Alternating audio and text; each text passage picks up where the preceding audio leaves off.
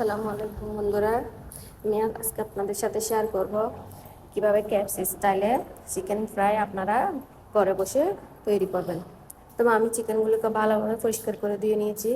এখন আমি একে একে সব ধরনের মশলা দিয়ে চিকেনটাকে ম্যারিনেট করে নিব।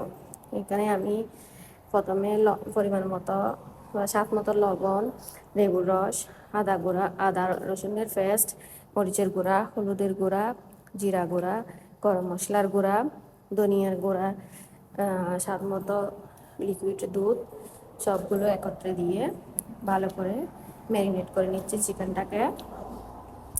চিকেনটাকে বন্ধুরা ম্যারিনেট করে নিয়ে অনেকক্ষণের জন্য রেখে দিতে হবে। যতক্ষণ বেশি রাখা যাবে তত বেশি মশলার স্বাদ চিকেনের ভিতরে ঢুকবে এবং চিকেন ফ্রাইটা খেতেও বেশি ভালো লাগবে। আমি আপাতত আধা ঘন্টার জন্য চিকেনটাকে ম্যারিনেট করে রেখে দিব।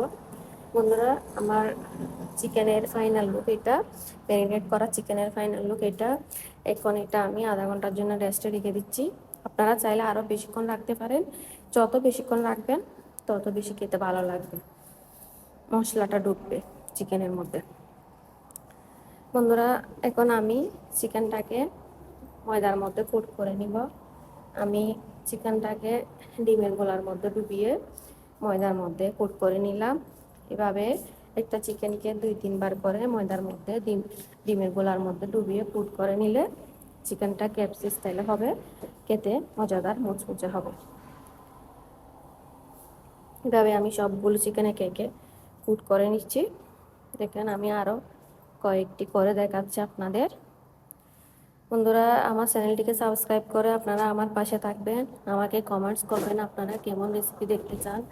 সহজ রেসিপি, মজাদার রেসিপি, ঝটপট রেসিপি দেখতে চান, আমাকে আপনারা কমেন্টস করে জানাবেন। আমি আপনাদের সাথে শেয়ার করতে ট্রাই করব। বন্ধুরা, আমার চ্যানেলটিকে আপনারা লাইক, কমেন্ট, শেয়ার করে দেবেন। কারণ আমার সবগুলো চিকেন কুক করা হয়ে গেছে। এখন আমি ফ্রাই করে নিই। আমার তেলটা হয়ে গেছে, আমি একটু চেক করে দেখলাম। এখন আমি চিকেনটাকে দিয়ে দিচ্ছি।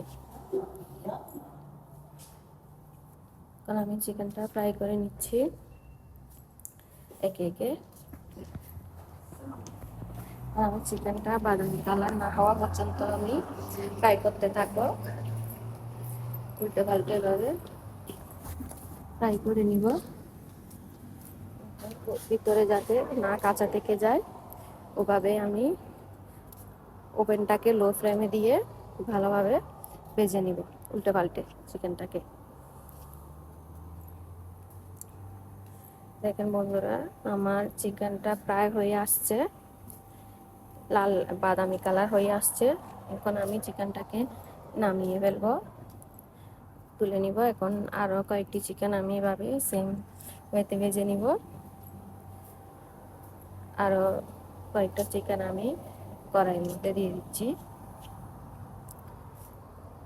বন্ধুরা, এই চিকেনটা দেখেন, আমার চিকেনের ফাইনাল লুক। সবগুলো চিকেন আমার ভাজা হয়ে গেছে। এখন আমি মেয়োনিজ এবং টমেটো সস দিয়ে পরিবেশন করলাম। থ্যাংক ইউ সবাইকে।